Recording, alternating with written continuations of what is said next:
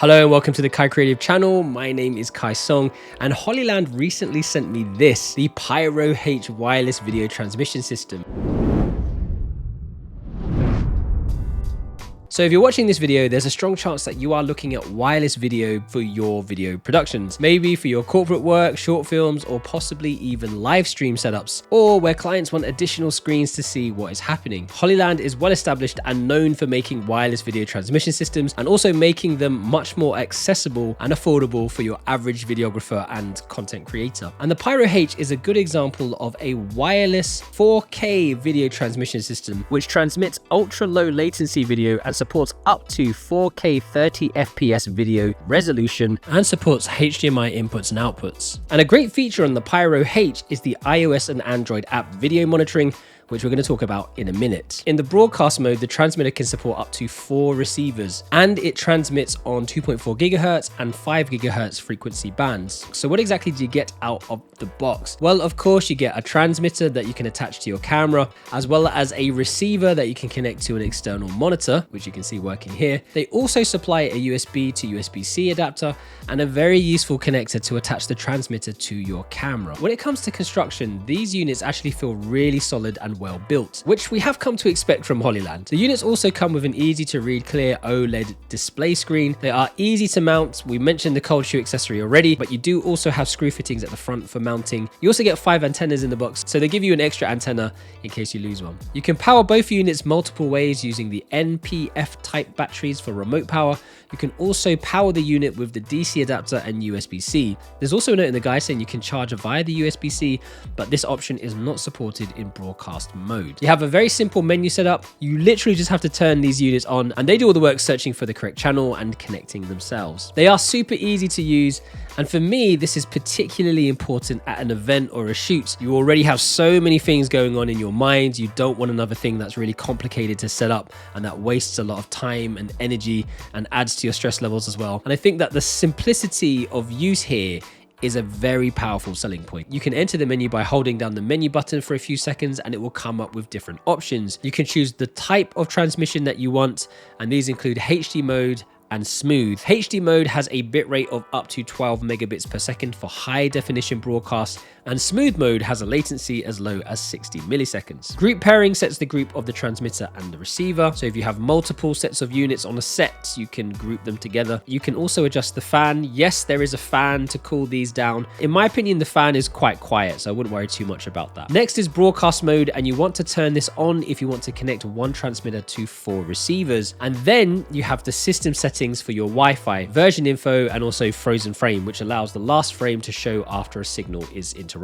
As mentioned earlier, you can transfer 4K up to 30 FPS, so you can connect to your DSLR, your mirrorless, and more expensive cinema cameras. When it comes to distance, the Pyro H should be able to transmit your video signal at around 650 feet, which is roughly 200 meters. And bear in mind that this is a line of sight. So to test out the true maximum range of this transmitter and receiver combo, we decided to take a trip to the famous Thames River, where we found a nice long stretch to test out the maximum range with line of sight.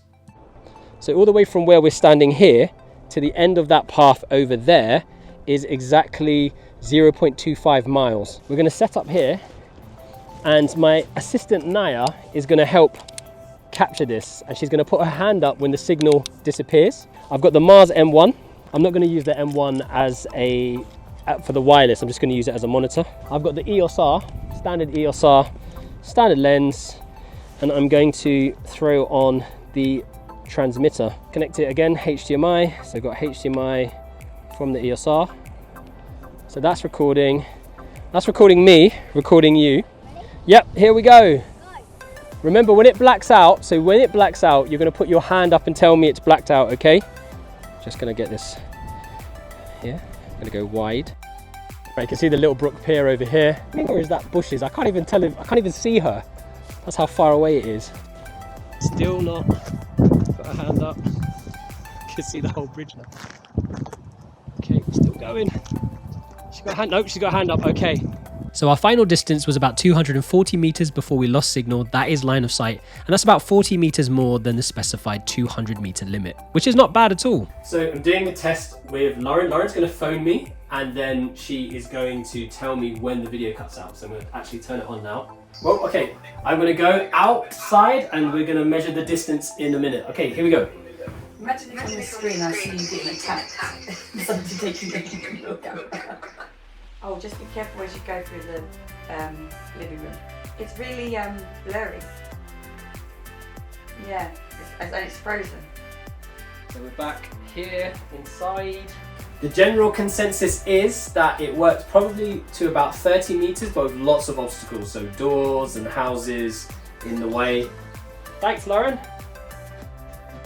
So if you have objects or walls in the way, you will lose signal a lot sooner. So ideally, this would be useful in an open environment or in the same room with little obstructions. So for things like events, productions, promo videos, adverts, where you're all in the same auditorium, hall, or studio, this is a good setup. And really, you have to ask yourself, what type of scenarios am I going to be filming or streaming in that will require wireless video at a distance of over 200 meters? Maybe for bigger productions or filming in vast locations for movies, documentaries. I can't think of any scenarios where I would personally need that distance at this moment in time. One of the great features of this piece of tech has to be the Hollyland app. You can scan the QR code at the back of the user manual to download the app, and then you can connect to the actual app by scanning the QR code on the back of the transmitter. Now, just as a little FYI, when connecting to this device, you might need to reset the Wi-Fi on the transmitter to reveal the details, and I had to manually type the Wi-Fi credentials in using other and then mode, and then it connects as a hidden network. I'm not sure if that's going to be the same case with all models, but if you are experiencing issues connecting like I did,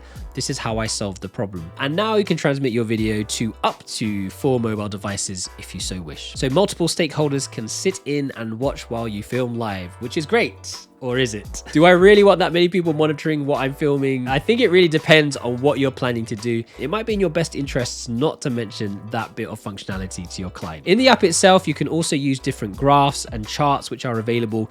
You can record video files, you can freeze frame, and you can take notes as well as watch the live video. Good, affordable wireless video used to be quite costly, but thanks to companies like Hollyland, creating these portable solutions means that wireless video is becoming more and more cost effective. So how much is this particular unit going to set you back? Well, currently they're selling on Amazon for around £440, which is around $500, and I've left a little link down in the description box below if you're interested. So is wireless video technology something that you need for your video and content creation? If so, let me know what you're using it for or planning on using it for down in the comments section below. Again, a massive thank you to Hollyland for sending me their Pyro H wireless video transmission unit. And now that you've watched this video, make sure that you also check out my review of the Hollyland Mars M1 Enhanced, or this video over here that YouTube thinks that you should watch. Don't forget to like this video, and if you haven't done so already, don't forget to subscribe to the YouTube channel and tap that little bell for notifications. And in the meantime, guys, stay creative, imagine, implement, and inspire,